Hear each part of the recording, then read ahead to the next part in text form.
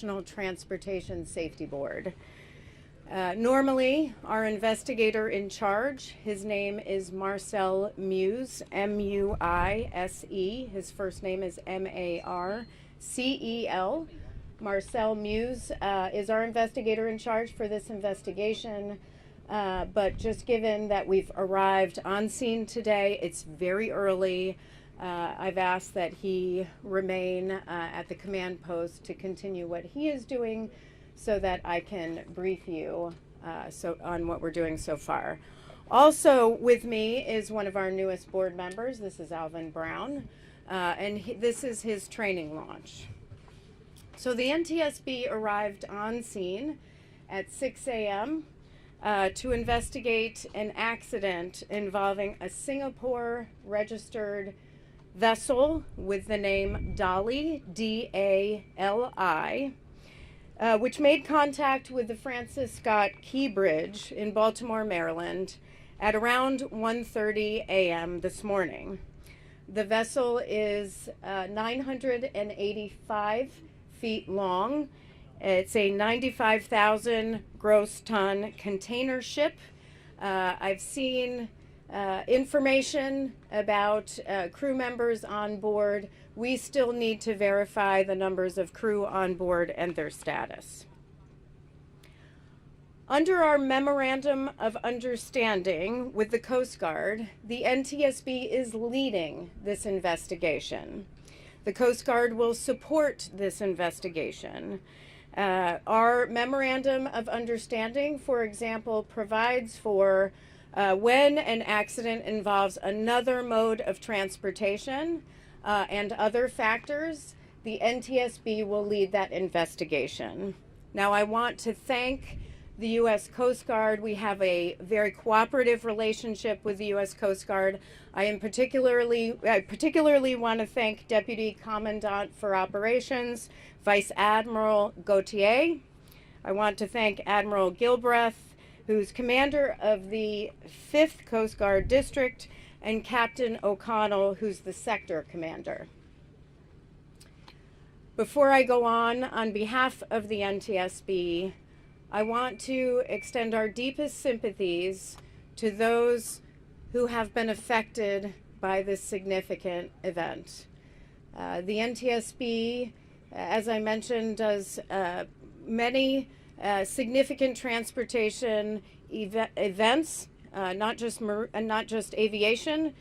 We do accidents and incidents in marine safety as well, and of course with bridges and other highway infrastructure.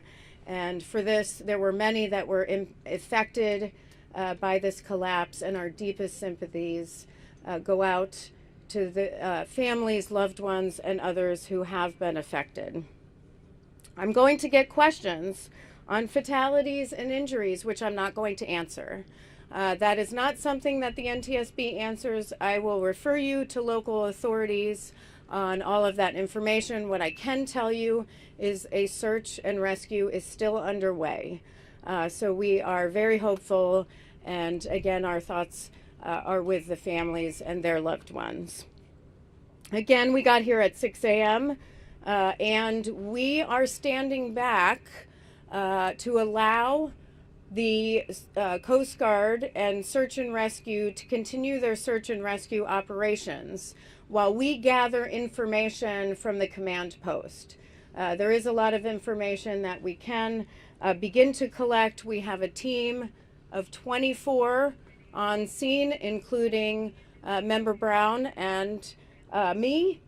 The team of experts include experts in nautical operations, and what they're going to look at and begin to collect is information on vessel operations, safety history, safety record. They'll look at the owner, they'll look at the operator, and they'll look at the operations this day. Today, they will also look at company policy, any sort of safety management system or safety management program will be looked at by them, and our human performance team as well. We have a human performance expert here. We have an engineering team. We have survival factors, and then we have a team here that is getting the recorders. We also have a highway safety team, our team out of the Office of Highway Safety, including structural engineers, bridge experts who will be here and are continuing to come in. We have a few here, and one or two others are coming in the next few hours. We also have our family assistance team on site, and our family assistance team works with those that were affected by a particular event, families, friends, and other loved ones, and they will help them get in touch with the resources they need while also providing them with the information that they need as we move forward with our investigation. This is a team effort. There are a lot of entities right now in the command post, all focused on search and rescue, as they should be.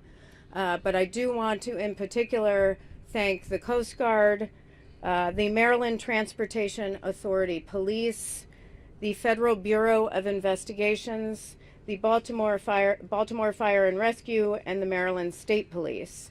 I also know that there are others on scene I'm sure I have missed. For example, Army Corps of Engineers is here, a great deal of expertise, and all focused on what is very important, which is the people first. I have been in contact with my counterpart in Singapore. Director Chong is the director of the Transport Safety Investigations Board. The NTSB maintains relationships with our counterparts in other countries often and stay in close communication. So the director and I have been in communication many times before on safety, so it was a good conversation. He is sending some personnel here tomorrow. Also, personnel will be arriving from the Maritime and Port Authority of Singapore, who has the focus of being the regulator in Singapore. Now, it's not a lot of information that I can share at this time, and I know there's a lot of information that seems to be circulating. The NTSB doesn't speculate. We provide facts. And so there isn't a lot we can share right now because the focus has been on the people.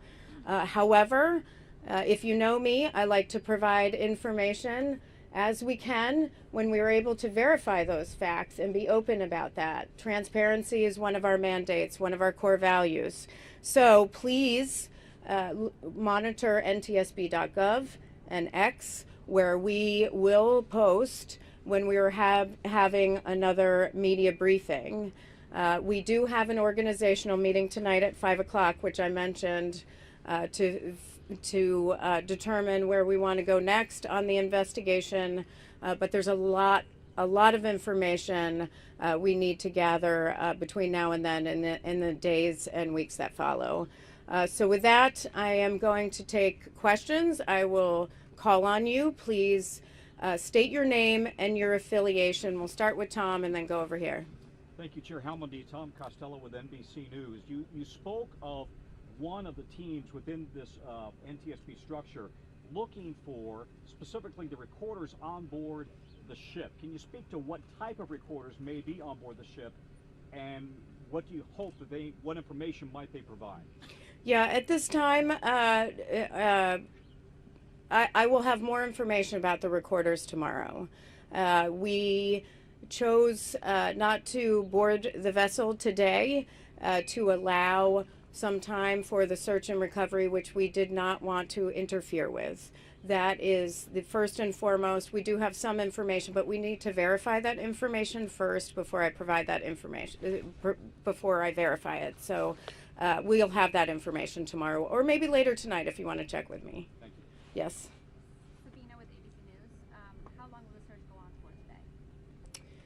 The search is, it's a question on how long the search will go on today.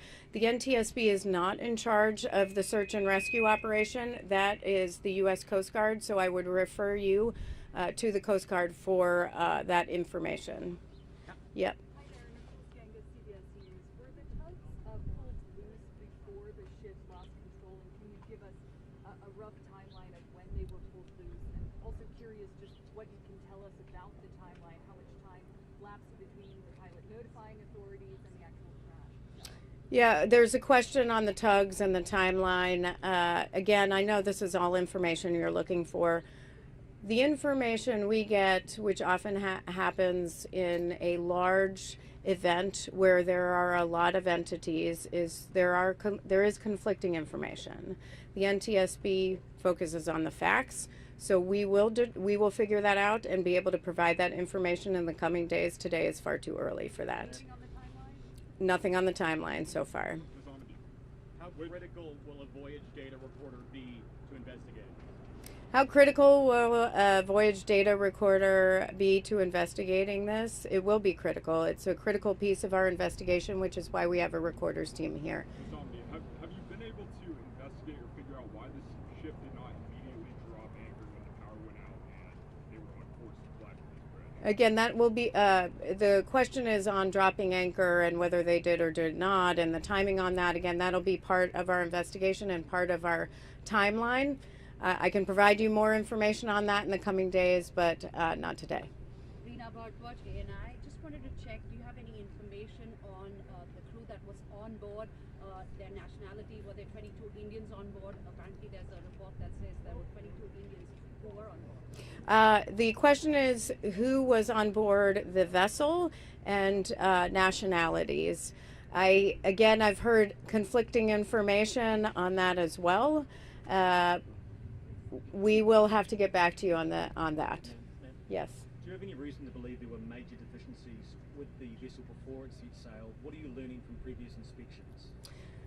The question is, were there any deficiencies on the vessel before it sailed, and will we be looking at any safety information? That is part of our investigation, where we look at in depth at safety information, anything that may have occurred prior to this, any sort of safety history with respect to the vessel, any sort of maintenance that was done to a vessel or the vessel or component on the ship. We will look at all of that, but it's much too early for all of that. You spoke about the government assets that are here. Can you talk about the private sector folks that you're working with? Are there folks from Maersk? Are there folks from the insurance companies that you're in contact with now who are on the scene today? The question is, who are we working with from the private sector folks? I mean, certainly we're working with the owner operators, which are two different entities for this vessel. We will be working with the pilot association, and we will have a number of federal, state, and local partners as party to the investigation. We are going to designate those tonight at the organizational briefing, and I'll have more information on that tomorrow. Given obviously the search and rescue effort is the main focus right now, handled by the U.S. Coast Guard, but the Key Bridge being such a major thoroughfare for the city and for our commerce, for our entire country, not to mention the waterways being shut down, is there any sense of urgency to get this cleaned up faster, or what exactly is the priority beyond just the search and rescue? There's a question on what's the priority beyond the search and rescue.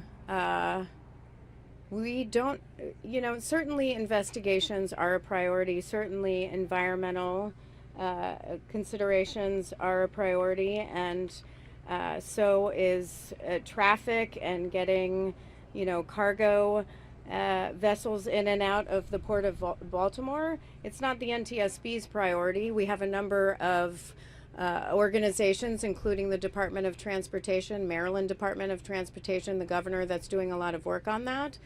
But this is right now it's about people. It's about families and addressing the needs of those that were impacted. That's the focus. I don't think anybody in that room right now at the command post is thinking about what are the next steps to get things cleaned up. They're working to figure out who was impacted, if anyone was impacted, and how do we address that, because that is and should be the priority always. Eric Rosales with EWTN News Nightly. You talked a little bit about the families, and you talked a little bit about the rescue effort that's taking place. Have we confirmed that there were any more than just the 6 construction workers that were on the bridge itself? Were there any more possible other cars, other drivers on the bridge? So there's a lot of information. The question is on have we been able to confirm information on the number of cars on the bridge, the number of workers on the bridge. There are a lot of numbers that we've heard back and forth. We need to verify that. The search team is doing that now. That's not for the NTSB, that is for the local authorities, Maryland State Police, and the Maryland Transportation Authority, as well as their federal partners through the Coast Guard, to be able to verify that information in particular. Right now, there could be other victims than just the 6 that you're searching. There are, nobody is going by a number. They are just looking and they're searching. Chair, That's what's important. Chair, Chair, were Yeah. there any kind of structural protections on this bridge? I mean, can you tell me how it was built?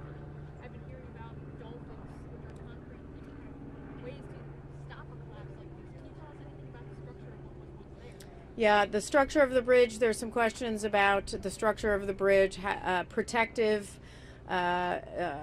structure around the bridge or around the piers to make sure there isn't a collapse. We are aware of what a structure should have. Part of our investigation will be how was this bridge constructed? It will look at the structure itself. Should there be any sort of safety improvements? All that will be part of our investigation. We go very broad in our investigation. But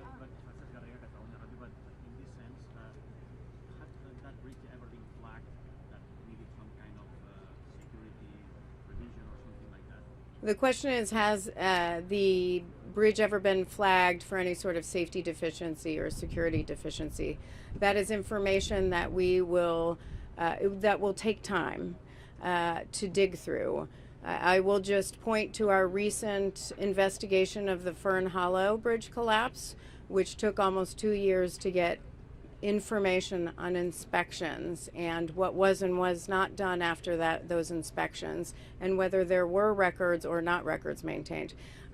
That's specific to Fern Hollow Bridge, but it is very cumbersome process. It's a very meticulous process where they have to dig through a lot of information, so it will not be something that we will be able to verify while on scene. Are you able to speak at all about the reported power outage on the ship and whether the data reporter might provide any insight into that? The question is on the reported power failure. We've heard the reports.